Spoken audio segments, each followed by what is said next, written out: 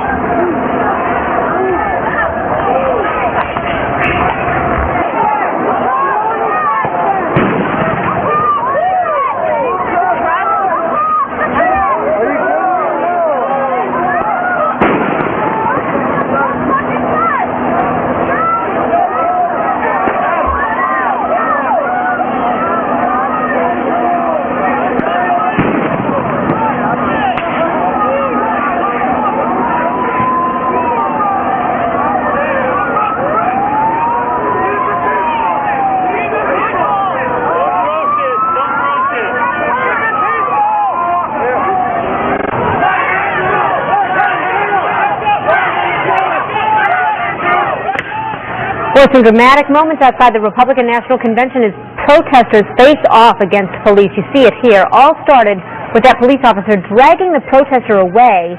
That video was captured by one of our reporters, Corey Becker, who joins us on the phone now. Corey, thank you so much for being with us. We appreciate it. I have to ask, where were you at the time, and what made you say, I've got to turn the camera around and get this? I've been working for a citizens journalism group called theuptake.org.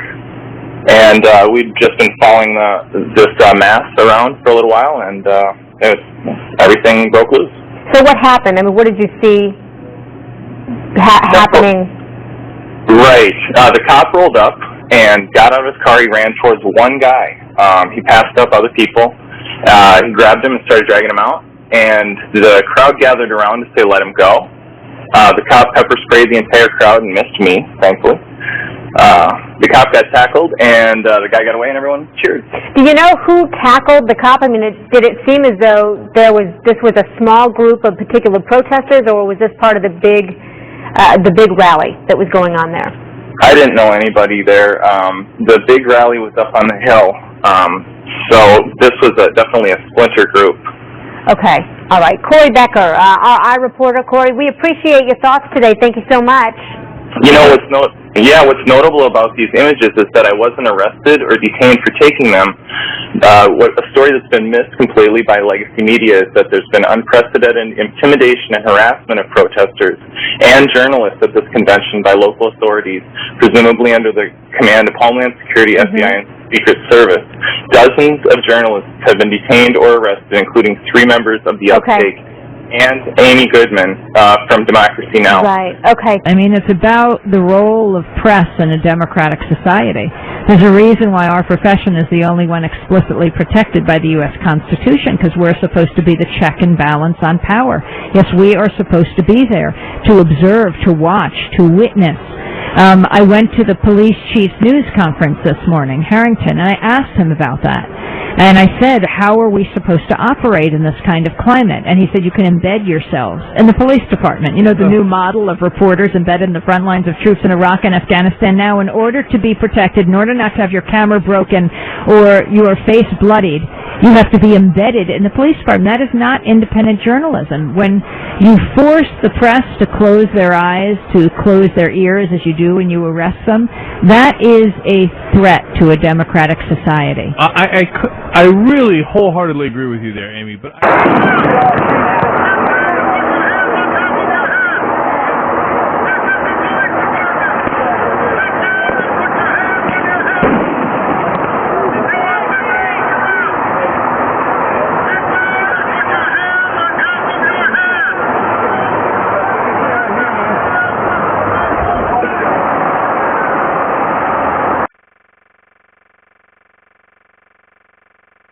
Depleted uranium is a very, very effective biological weapon, and it is being used to destroy the civilian population in regions that we would like to control.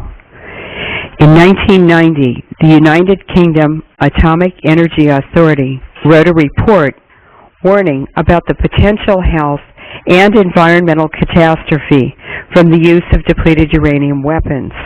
The health effects had been known for a long time. The report sent to the UK government warned that, in their estimation, if 50 tons of residual DU dust remained in the region, there could be 500,000 extra cancers by the end of the century, 2000. Estimates of depleted uranium weapons used in 1991 now range from the Pentagon's admitted 325 tons, and that's only bullets, to other scientific bodies who put the figure as high as 900 tons. A warthog shoots 1.5 tons of bullets in 1 minute. That would make the number of estimated cancers as high as 9 million, depending on the amount used in the 1991 Gulf War.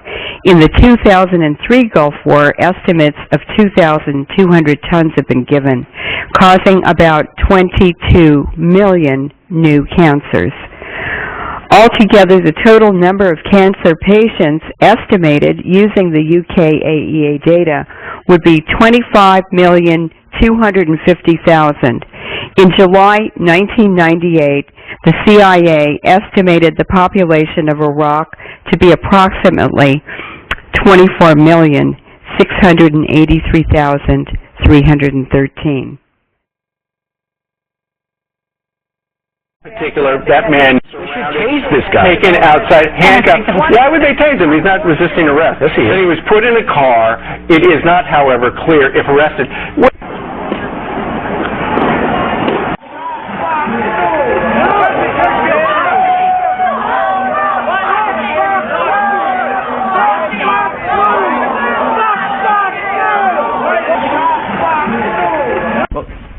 No. We'll do it live! Fuck it!